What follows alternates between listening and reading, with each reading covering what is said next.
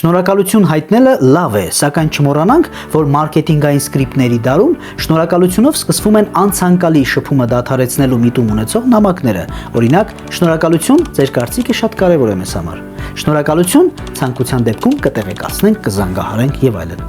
Այս արտահայտություններն արվում են մի գրեք մեզ, մի անհանգստացրեք, մի զանգեքի փոխարեն եւ վաղուց արդեն ասոցացվում են դրանց հետ։ Եթե զրուցակցի հետ լինի նա գնորդ, ընկեր, այցելու, նոր եք ծանոթացել, ուրեմն հաշվի առեք, որ շնորհակալությամբ սկսվող կամ ավարտվող տեքստերի 99%-ը կարող է ընկալվել որպես հարգալից մերժում, ուստի նման խոսքից հետո քաղաքակիրթ զրուցակիցը ձեզ այլևս չի անհանգստացնի, թեկուզ եւ դուք մերժման նպատակով չէիք ասել դա։ Եթե իրականում շնորհակալությամբ սկսվող խոսքով չեք ցանկացել վանել դիմացինին, ապա իրավիճակը փրկելու երկու բանակցային տարբերակ կա։